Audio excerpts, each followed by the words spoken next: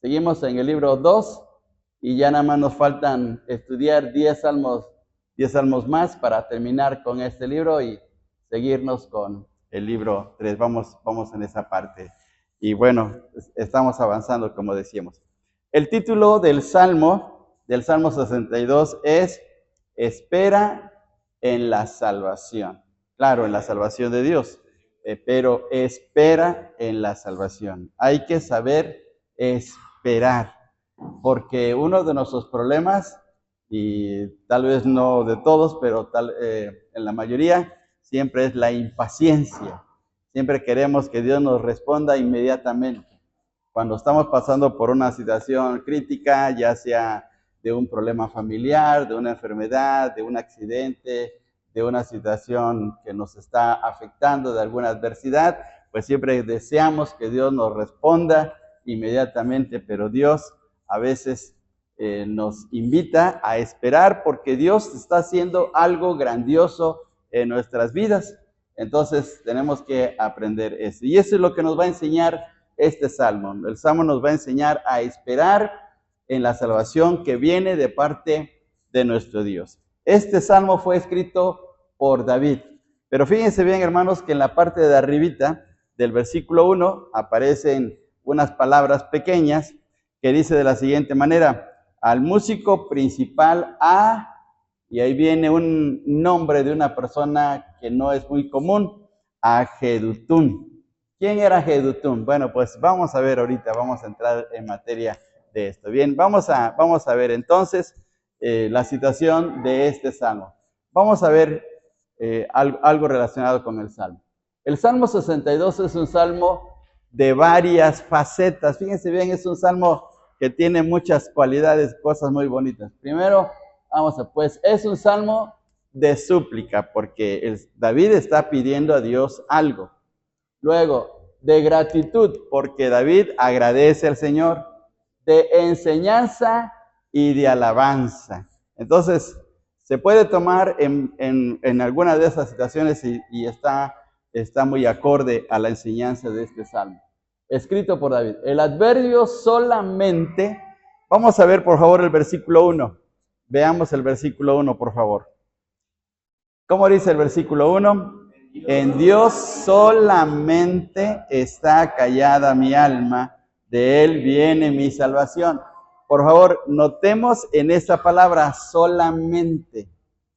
Esa palabra solamente gramaticalmente es un adverbio.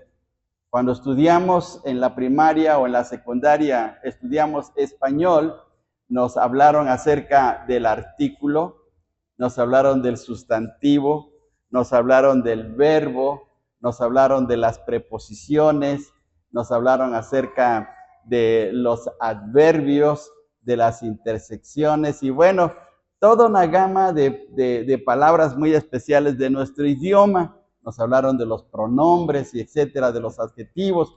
Pues esta palabra es un adverbio y esta palabra solamente se repite 5 veces aquí, indicando que el salmista está tan confiado en Dios. Cuando está utilizando solamente, está remarcando, está poniendo mucho énfasis en que Dios es el que le va a ayudar a salir de la situación que está viviendo, ¿sí? Entonces, el salmo fue dirigido a Jedutún. Ahora, ¿quién era Jedutún? Un director de la adoración en el tiempo de David. Por favor, vamos a Primera de Crónicas 16, 41 y 42. Primera de Crónicas, capítulo 16, versículos 41 y 42. Por favor, vamos a este pasaje, ¿sí? Estamos en Primera de Crónicas 16, 41 y 42. Ahora, veamos lo que dice este texto, por favor. Ahí pongan atención, hermanos. Versículo 41 dice, y con ellos a Emán, a Jedutún, ahí aparece Jedutún, y a los otros escogidos, declarados por sus nombres, ¿para qué? Para glorificar a Jehová porque es eterna su misericordia. Otra vez, versículo 42. Con ellos a Emán y otra vez a Jedutún, con trompetas y címbalos para los que tocaban, y con otros instrumentos de música de Dios, y a los hijos de Jedutún para porteros. Entonces ahí aparece este personaje. ¿Qué era Jedutún? Pues era un director de música, un director de coros en la adoración a Dios. Y entonces David escribe este salmo, obviamente bajo la inspiración de Dios, y lo escribe para que Jedutún, que es el director de música, le ponga la música, le ponga los coros y puedan adorar a Dios en base a estas palabras que David está escribiendo bajo inspiración divina. Ahora les quiero hacer una pregunta, hermanos. Digan ustedes un salmo que cantamos. ¿Algún salmo que cantemos? De los que cantamos normalmente. El Salmo 3, muy bien. ¿Qué otro salmo? El Salmo 23, el 42, el 8, el 81, el 150. Bueno, así como cantamos nosotros estos salmos, pues lo mismo hacían los judíos en el tiempo de David, o los israelitas, mejor dicho, los israelitas en el tiempo de David, pero con la música que le ponían estos hombres que también estaban dedicados. David tenía un grupo de directores de música junto con sus familias, junto con los coros, y todos eran levitas para la adoración a Dios. Y imaginemos, hermanos, cómo ha de haber sido de impresionante que los coros con sus instrumentos estaban adorando a Dios, pues en los momentos especiales al Señor, ya sea los sábados, ya sea en las fiestas sagradas, cuando se conmemoraba algo para la adoración a Dios. Entonces ha de haber sido algo grandioso. Y entonces aquí entraba Jedutún. Bien, a Jedutún dice, puede decir, la expresión a Jedutún puede decir al estilo de Jedutún. Quiere decir que entonces Jedutún, que era un hombre sabio e inteligente en cuestiones musicales, le ponía el estilo muy especial. No todos los himnos que cantamos, ni todos los coros que cantamos tienen el mismo ritmo, ¿verdad? No todos tienen el mismo ritmo. Algunos son más lentos, otros son más rápidos, otros como que nos inducen a la reflexión, otros como que nos dan ánimo, otros himnos como que nos animan a salir a la lucha, etcétera, porque la música es algo muy especial. La música nos ayuda a poder expresar más lo que dice las palabras del himno o de los salmos en este sentido. Pues entonces así, lo que está diciendo que las palabras que aparecen arriba del versículo, dice que al músico principal, a Jedutún, o que Jedutún le pusiera el ritmo, la música apropiada a este salmo. Bien, existen palabras repetidas para hacer énfasis en los deseos del salmista y se desconoce el contexto histórico. No se sabe exactamente cómo es que ocurrió que apareciera este salmo, como en otras ocasiones cuando David estaba siendo perseguido por sus enemigos, por Saúl, cuando tenía problemas con su hijo Absalón, etcétera, o cuando tenía arrepentimiento por algún pecado que había cometido. Bueno, pero aquí no se nos dice exactamente cuál es el contexto. Pero ahora vamos a ver aquí, vamos a ver esta situación. 3 cosas vamos a ver en este salmo, 3 cosas. Manteniendo la calma. Manteniendo la calma, ¿cuándo? Cuando estamos pasando por un problema, cuando necesitamos ver la salvación de Dios, pero que Dios nos dice que debemos de estar calmados, ¿sí? Debemos de estar tranquilos para que Dios actúe, para que Dios obre en nuestras vidas. 2, animando a esperar. David nos anima a través del Salmo a esperar la intervención de Dios. Y número 3, confiando solo en Dios. 3 cosas nos va a mostrar este Salmo tan especial. Bien, entonces vamos a entrar en materia de este Salmo porque de verdad tiene enseñanzas muy, muy grandiosas para nuestras vidas. Vamos a ver, número 1. Primero, manteniendo la calma. En Dios solamente está tomemos en cuenta esta palabra medio rara. En Dios solamente está acallada mi alma. De Él viene mi salvación. Y luego el versículo 5. Alma mía, en Dios solamente reposa, porque de Él es mi esperanza. ¿Qué significa la palabra acallada? A ver, ¿qué se le imaginan ustedes? ¿Qué significa esa palabra? Dice David, en Dios solamente está acallada mi alma. A ver, ¿qué les da a entender, hermanos? Que tiene paz, que tiene tranquilidad, silencio, que está en silencio. Bien, muy bien. Ok, vamos a ver entonces, vamos a ver qué significa acallar. Vamos a ver esta palabra, acallar. Acallar es un verbo que significa hacer callar. Como decía nuestro hermano, estar en silencio. Estar en silencio, aquietar, sosegar. En el sentido del Salmo, David está en actitud pasiva. No se está removiendo, no está desesperado, no está tratando de hacer algo. No. Invita estas palabras a estar quietos, ¿sí? Confiando en la ayuda e intervención de Dios. Estar quietos en espera de la acción de Dios es un acto de fe en la soberanía de Dios. Ahora, por favor, vayamos al Salmo 46:10, por favor. Salmo 46:10. El Salmo 46 es un salmo precioso también, pero fíjense bien, ¿qué nos dice el Salmo 46:10? Si alguien puede leerlo, por favor. No, Salmo 46:10.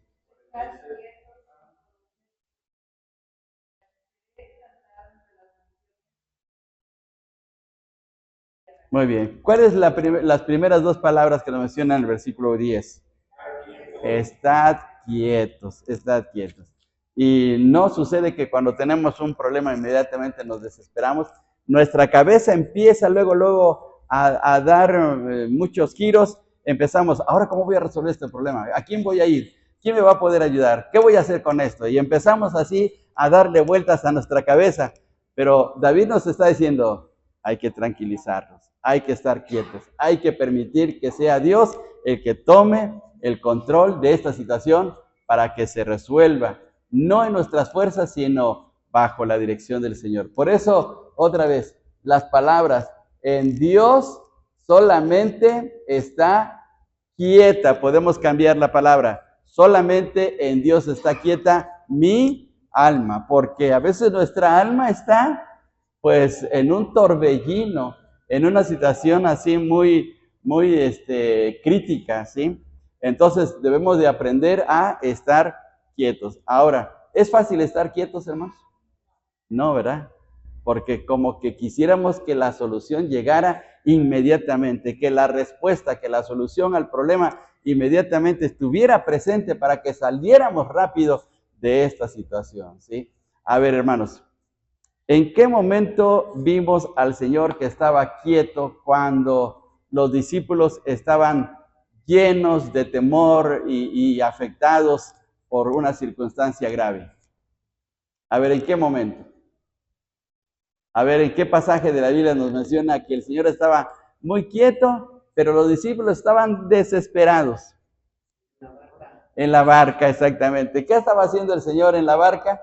Estaba durmiendo tranquilamente, la tormenta estaba en su punto y los discípulos estaban desesperados. Señor, despierta, despierta, que nos ahogamos. Señor, despierta, que nos vamos a hundir. Y el Señor, tranquilo. ¿Por qué? Porque como dice el Salmo, en Dios solamente mi alma está sosegada, quieta, tranquila. Eso es lo que significa acallar. Muy bien, ahora vamos a ver aquí. Veamos las palabras, por favor. Versículo 1, ¿qué dice? En Dios solamente está acallada mi alma. De Él viene mi salvación. Ahora, ustedes lean el versículo 2, por favor.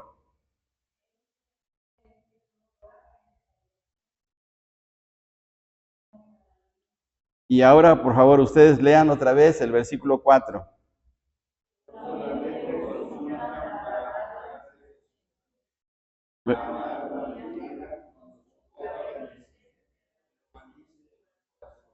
Versículo 5 dice, alma mía, en Dios solamente reposa porque de Él es mi esperanza. Y todos juntos, el 6, Él solamente es mi roca y mi salvación, es mi refugio, no resbalaré. Ahora, cuenten ustedes cuántas veces aparece la palabra solamente en los versículos que leímos.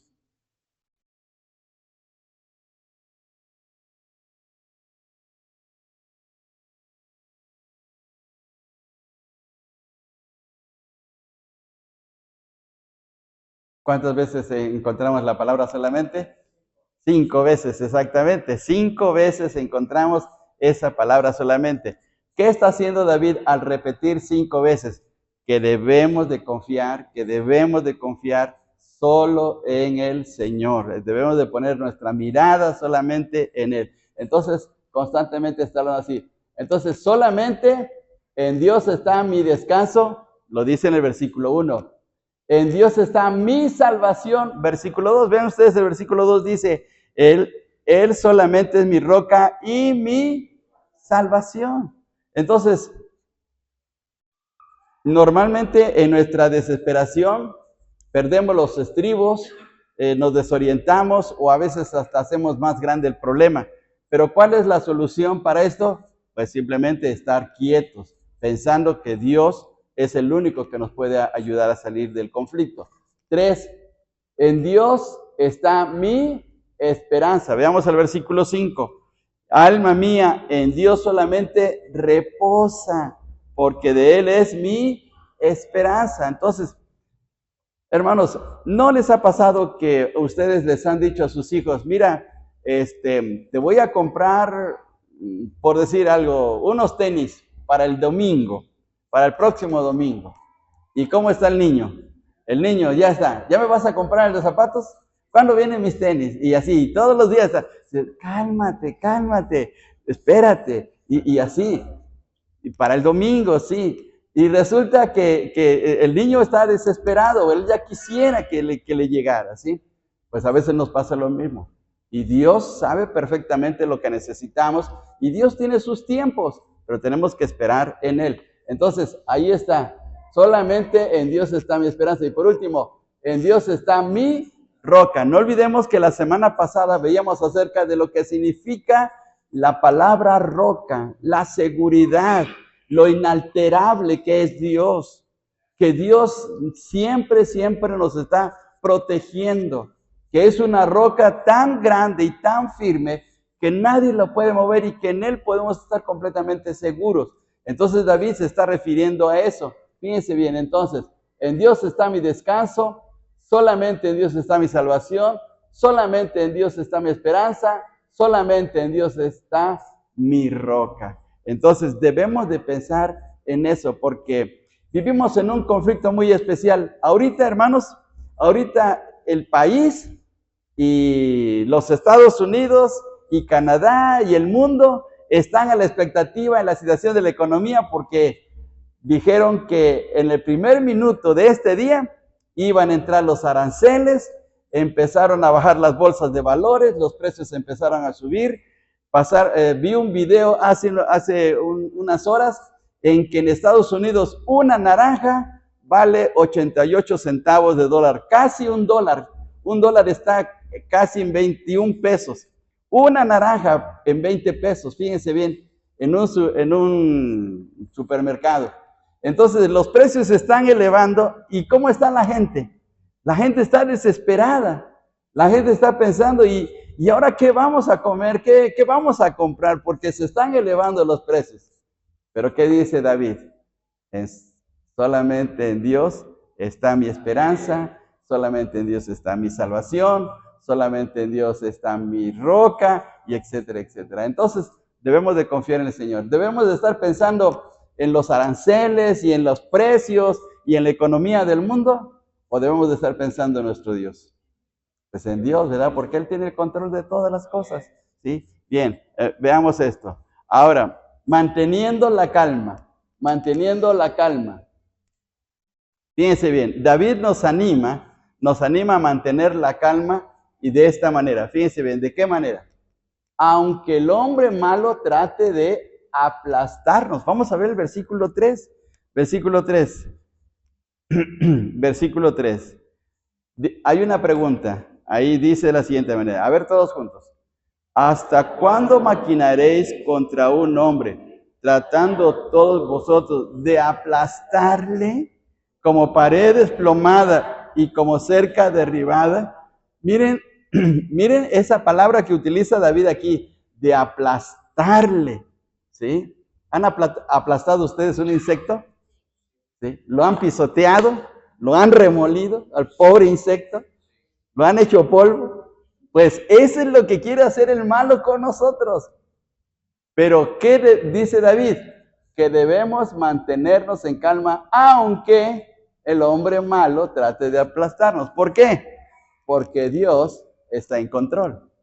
Porque Dios está al tanto de sus hijos, ¿sí?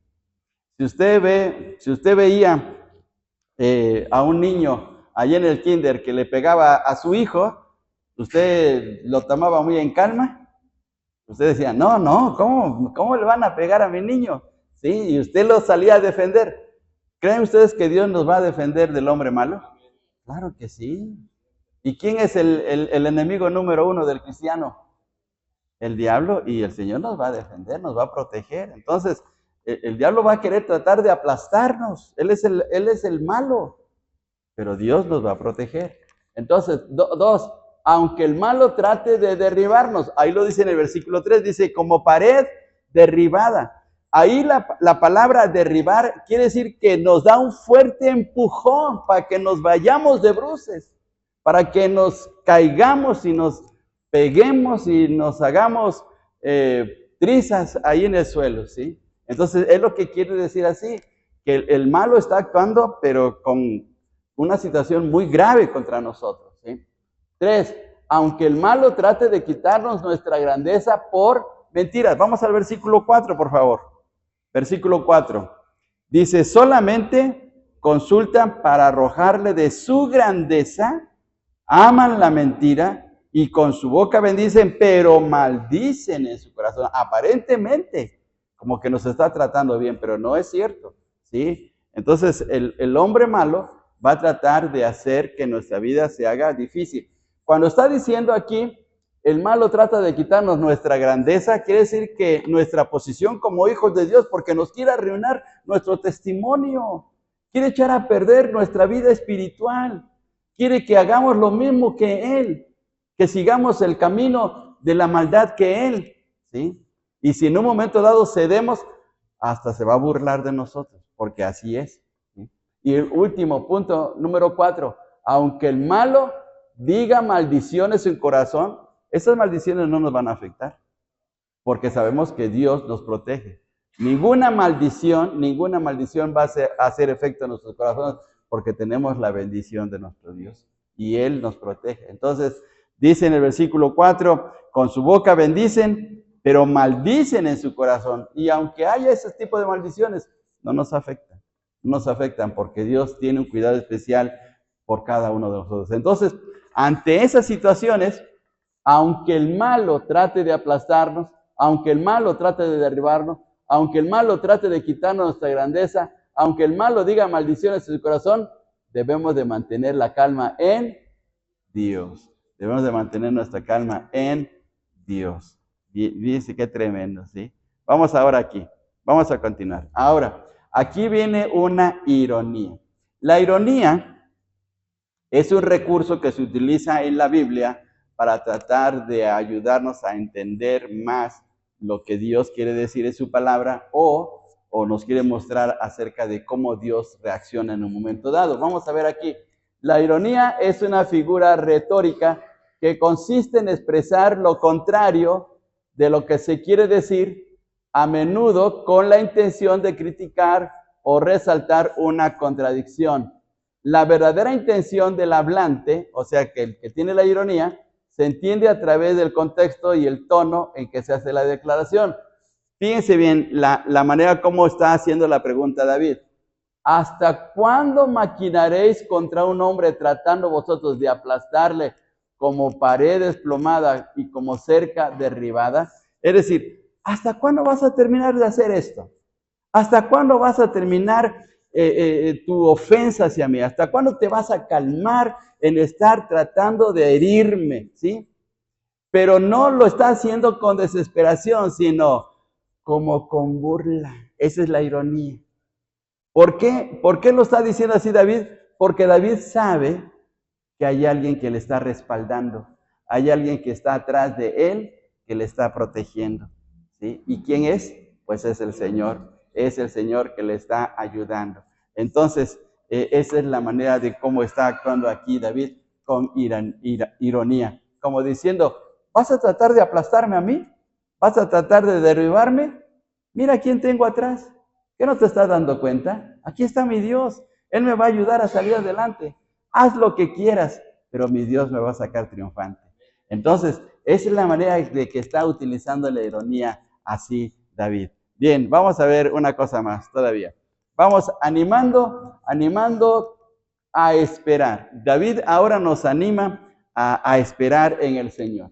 Dice este texto, esperad en Él en todo tiempo. Esperad en Él. ¿Quién es Él? Dios. Esperad en Dios todo el tiempo, oh pueblo. Derramad delante de Él vuestro corazón. Dios es nuestro refugio. Miren qué texto tan hermoso, ¿sí? Para que cuando pasemos por diversas adversidades y luchas, situaciones que tengamos, recordemos estas palabras de aliento, de ánimo, sabiendo que Dios es nuestro refugio, que Dios nos va a sacar adelante en medio de las situaciones que pasamos. No va a faltar un problema en la casa, no va a faltar un problema en el trabajo, no va a faltar un problema en la iglesia o en la calle. Va a haber en un momento dado algo, pero miremos acá, esperad en Dios, confiemos en nuestro Dios. Entonces, ahora veamos esto, ¿sí? ¿Qué es Dios para David? Ahora, aquí hay una cosa muy interesante. ¿Por qué David estaba esperando en Dios? ¿Por qué él ponía tanto énfasis en esperar en el Señor? Porque para David, Dios era alguien muy especial. ¿Qué tan especial era Dios para David? Pues ahí lo podemos ver. Versículo 5. Fíjese bien la manera como lo expresa David. Versículo 5. Alma mía, en Dios solamente reposa, porque de Él es mi esperanza. Noten el mi esperanza. Es su posesión. El mi es la posesión. Por ejemplo, decimos mis zapatos, mis libros, mi herramienta, lo que sea, pero el mi es una posesión. Y entonces David se apropia a Dios. Es mi Dios, es mi esperanza, es mío. ¿Sí? Entonces David está pensando de esa manera. También, mi roca fuerte. Fíjense en versículos 6 y 7. A ver, vamos a leer 6 y 7, todos juntos. Él solamente es mi roca y mi salvación, es mi refugio, no resbalaré. En Dios está mi salvación y mi gloria. En Dios está mi roca fuerte y mi refugio. No solamente dice roca, sino roca fuerte, ¿sí? Refiriéndose a una roca inmensamente poderosa, ¿sí? Entonces se lo apropia a mí. Luego también mi salvación, como ya lo vimos, mi refugio, y agrega algo muy especial, mi gloria. Entonces, fíjense bien, 5 veces se está tomando estos títulos de Dios para referirse de su posesión. Dios es mi gloria, mi salvación, y etcétera, etcétera. Entonces, por eso confiaba en su Dios, David. Por eso él sabía que Dios lo iba a sacar triunfante en una situación conflictiva, ¿sí? Bien, vamos ahora aquí adelante. Ahora, animándonos unos a otros. En el texto que leímos, en este texto, dice, esperad en Él en todo tiempo, oh pueblos. Anima a los pueblos, pero también se anima a sí mismo. Vamos a ver aquí. David se anima a sí mismo. En el versículo 5 dice, alma mía. Es decir, primero yo me voy a animar, porque si yo estoy animado, puedo animar a otros. ¿Un desanimado puede animar a otros? Pues no, pues está desanimado. ¿Verdad? ¿Cómo lo va a animar si está mal él? Entonces, primero David se anima para poder animar a otros. Entonces, hermanos, ¿cómo podemos hacer que algún hermano que lo veamos triste, decaído, pueda levantarse? Pues primero, que estemos bien nosotros. Primero es que estemos fuertes, firmes, animados, gozosos, felices, para animar al otro hermano, para levantarlo. Porque si yo voy todo tristón y todo desanimado, pues en lugar de ayudarlo más lo hundo, ¿sí? Lo echo a perder. Entonces es peor. Bueno, entonces David está diciendo, alma mía, en Dios solamente reposa. Entonces se anima primero él. Segundo, anima a la gente, como ya vimos en el versículo 8. Y David anima por lo que Dios hará con los malos. Anima a David a ver a Dios en su grandeza, porque Dios es el que nos da la salvación, Dios es nuestro refugio, Dios es nuestra gloria, Dios es nuestra esperanza, pero también lo que va a hacer Dios. En el versículo 9, ¿qué ocurre? ¿Qué ocurre en el versículo 9? Fíjense bien, hermanos, versículo 9. Por cierto, vanidad son los hijos de los hombres, mentira los hijos de varón. Pesándolos, es lo que va a hacer Dios, pesándolos a todos igualmente en la balanza, serán menos que nada. Los va a pesar Dios, los va a poner en su balanza. ¿Sí? ¿Se acuerdan de un hombre que fue puesto en la balanza por Dios? A ver, hermanos, ¿qué hombre en la Biblia fue puesto en la balanza? ¿Perdón? Belsasar, exactamente. Vamos a Daniel capítulo 5, por favor. Vamos a Daniel capítulo 5. Fíjense bien, hermanos, cuando se escriben las famosas palabras en la pared, en aquella pared del palacio en donde Belsasar tuvo tanto temor, miren lo que dice el Señor. Vamos hasta Daniel capítulo 5 y vamos a leer a partir del versículo 24 en adelante. Del 24 en adelante. Dice, entonces de su presencia fue enviada la mano que trazó esta escritura. Y la escritura que trazó es Mene, Mene, Tekel, Uparsin.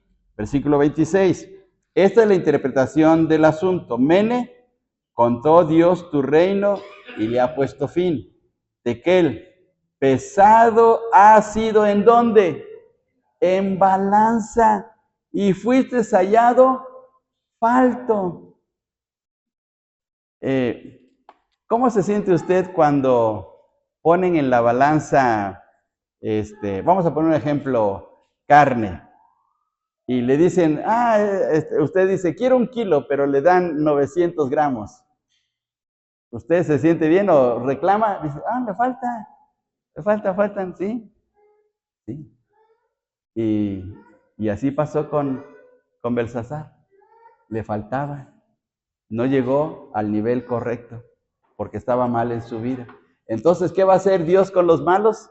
Los va a poner en una balanza. ¿Y qué va a hacer? Los va a encontrar faltos al igual que Belsasar.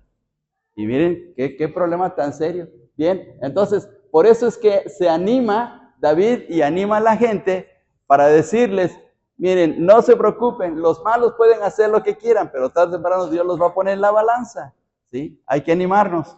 Ahora vamos a seguir aquí adelante. Aquí está una balanza, ¿sí? Dice el Señor, pesándolos a todos igualmente en la balanza serán menos que nada. Y luego dice en el versículo 12, porque tú pagas a cada uno conforme a su obra. Entonces debemos de estar confiados en el Señor, ¿sí? Los malos pueden hacer cosas feas contra uno, pero no son eternos y todo es temporal y todo va a pasar y Dios les va a salir al frente propiamente, ¿sí? Bien, ahora veamos esto. Consejos para los que esperan en Dios. ¿Qué debemos de hacer? David nos va a dar consejos para saber esperar en Dios, porque tal vez en la desesperación vamos a querer hacer cosas que no están bien, ¿sí? En nuestra desesperación tal vez vamos a tomar un camino equivocado. Pero fíjense bien lo que dice David. No debemos de confiar en la violencia. Vamos a ver, por favor, versículo 10. Versículo 10. Vamos a leer todos juntos el versículo 10. No confiéis en la violencia, ni en la rapiña. No se envanezcáis. Si se aumentan las riquezas, no pongáis el corazón en ellas. Entonces, esos son los consejos que nos da David para no desesperarnos y no tomar un camino equivocado, ¿sí? Porque, a ver, hermanos, cuando tenemos un problema en familia, ¿no buscamos echarle la culpa a alguien? ¿No buscamos, como decimos vulgarmente, un chivo expiatorio? Ya ves, ¿para qué me casé contigo? Tú tuviste la culpa, ¿sí? Si mi papá me decía que no me casara contigo, ahí así, y le echamos la culpa a alguien, especialmente a la esposa, al esposo, o a veces le echamos la culpa a la familia, etc. Bueno, entonces, aquí dice el texto, no confiéis en la violencia, no te violentes, ¿sí? Cálmate, tranquilízate, piensa bien las cosas, no eches a perder esto, ¿sí? Porque Dios va a actuar. Luego dice, no hagas rapiña, es decir, no vayas a robar, no vayas a robar, porque puede ser que en un momento de un problema fuerte, pues digamos, ahora ¿cómo lo voy a resolver? Pues ni modo, voy a robar, ¿sí? Pues aquí está el problema. Rapiña es robo, saqueo. No te envanezcas, no presumas, no te creas que vas a salir adelante. No confíes en tu propia fuerza, no confíes en tu propia prudencia, dice el libro de Proverbios, ¿sí? Y por último, no pongas tu mirada en las riquezas, porque bueno, no, yo tengo ahí una buena cuenta en el banco, ¿sí? Con eso voy a salir adelante, ¿sí? Pero no, dice aquí el consejo, no pongas la confianza en la riqueza, hay que poner la confianza en Dios. Por eso es que se repite 5 veces solamente en Dios hay que confiar, ¿sí? Bien, ahora vamos acá, vamos aquí, ya vamos a terminar. El último punto, confiando solo en Dios. Una vez habló Dios, 2 veces he oído esto, que de Dios, ¿qué cosa? Es el poder, de Dios viene el poder para nuestras vidas. Y miren qué cosa tan tremenda. Ahora, confiando solamente en Dios, ¿por qué? Porque de Él viene el poder, número 1, para sacarnos adelante. Porque de Él viene la misericordia, versículo 12. Dice, y tuya, oh Señor, es la misericordia. Luego, versículo 12, porque Él paga según la obra de cada uno. Entonces, por eso es que debemos de estar confiados en Dios y esperar en Él, que tarde o temprano va a actuar a nuestro favor. Ahora, veamos esto. ¿Cómo es el poder de Dios? Fíjense bien qué cosa tan maravillosa nos menciona la palabra del Señor acerca del poder de Dios. El poder de Dios es el poder que vence a los enemigos. Es el poder que vence a los enemigos. A ver, vamos rápidamente. Éxodo 15:7, por favor. Éxodo 15:7. Y el que lo encuentre, por favor, que nos lea. 15:7.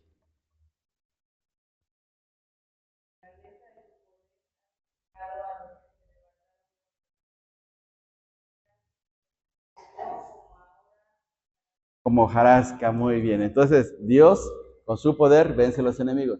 El poder de Dios es el poder que libera. Deuteronomio 9:29, allá adelantito. Deuteronomio 9:29. Y también alguien que nos lea, por favor. 9:29.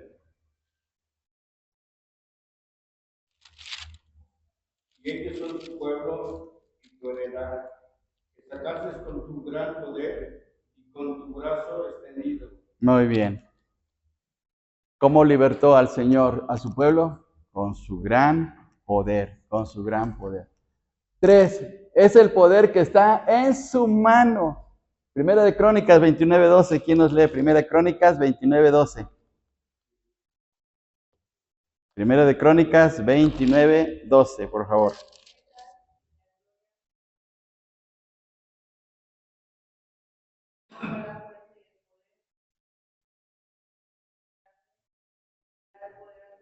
Muy bien, en tu mano está el poder. Fíjense qué tremendo.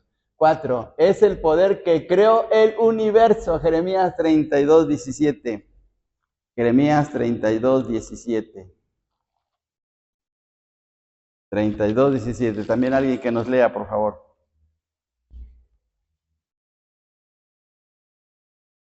¿Cómo dice el texto? 32, 17.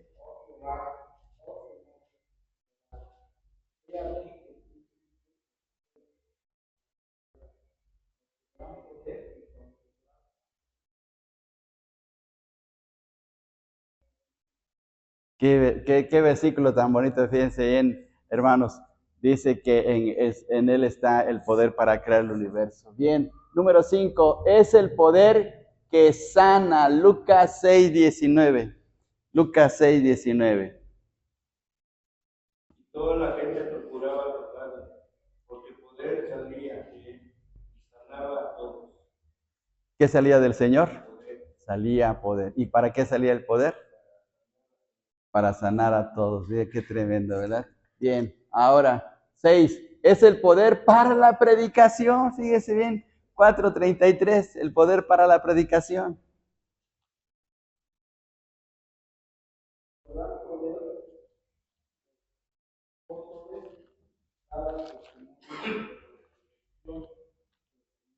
Muy bien, y con gran poder, ¿verdad? Daban testimonio, predicaban de la resurrección del Señor. Y por último, es el poder de Dios es el poder que nos hace valientes. A ver, ahora vamos a 2 de Timoteo 1:7 y lo vamos a leer todos juntos. 2 de Timoteo 1:7 es un texto muy conocido. A ver, todos juntos. 2 de Timoteo 1:7. ¿Sí? ¿Lo tenemos, hermanos? A ver, todos juntos, dice así, porque no nos ha dado Dios espíritu de cobardía, sino de poder, de amor y de dominio propio. Entonces, ¿qué nos afecta? Pues dice aquí el espíritu de cobardía, pero en el Señor tenemos el poder para ser valientes, para poder enfrentarnos a las situaciones y salir airosos. Miren qué bendición. Entonces, debemos de tomar en consideración.